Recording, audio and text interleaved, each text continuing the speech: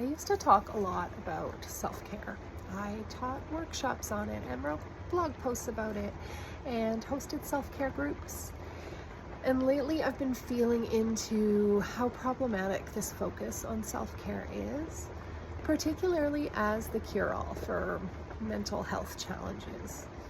How in our culture, by placing an emphasis on self-care, we can inadvertently place the blame for mental unwellness squarely on the shoulders of the individual.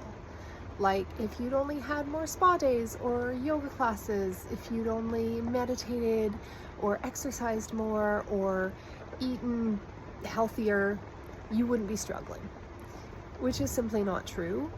The greatest indicators for mental health challenges are structural and systemic.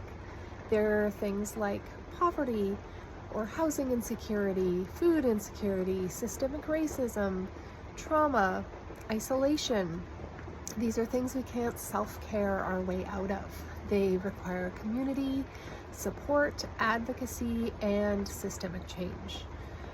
In my first deep, dark clinical depression, the idea that I was responsible for extricating myself from where I had landed was incredibly harmful.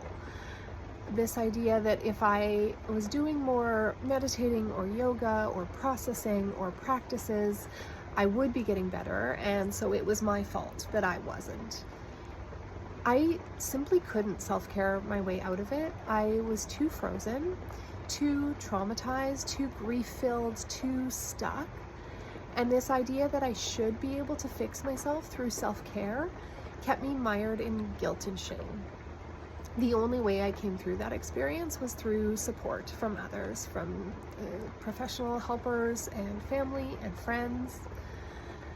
With all of this in mind, our online group sessions have evolved to name the medicine that is peer support, that is community care.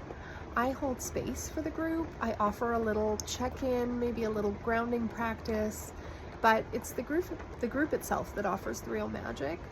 It's being with other humans living their messy human lives who know something of what we're all experiencing. It's being given the transformative opportunity to step outside of our own experience for a moment and to offer our support to others and to experience how healing that can be, to be the one who's supporting, to have our challenges actually be useful in our understanding and support of others, to have those challenging experiences be made really meaningful. When we're not doing well, it can be really easy to get stuck in these roles of like the client and the patient, and peer support lets us dismantle that hierarchical relationship, right? The idea of like a practitioner and a client, one person who's all-knowing and the other person who needs fixing. In peer support, we relate as humans who all have valuable experiences of their own to share.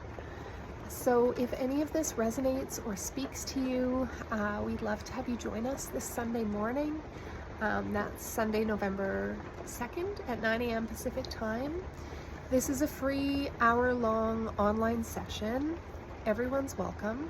There's no pressure either to like divulge or share personal information. People are welcome to just like be in the group silently and observe. That's totally fine. We ask that everyone at least turn their camera on and say their name so that we can kind of have a felt sense of who's in the virtual room, and to create a safe container, but you're welcome to turn your camera and your mic off after that. I've been timing these meetings to land like around the quarter and cross-quarter holidays along the wheel of the year. So we'll spend some time sitting with the knowledge that this weekend we've reached Samhain, we've reached the midpoint between the autumn equinox and winter solstice. The growing season has truly ended, and we're in the descent to the darkest days of the year.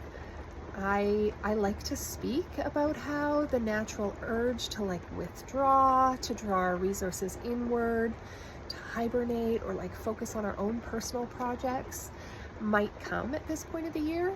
and how like potent and restorative giving into that can be.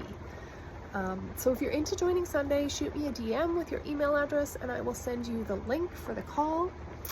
I am wishing everyone a happy Halloween, a transformative Samhain, and maybe even access to like a little bit of mystery on these days of thinning veils.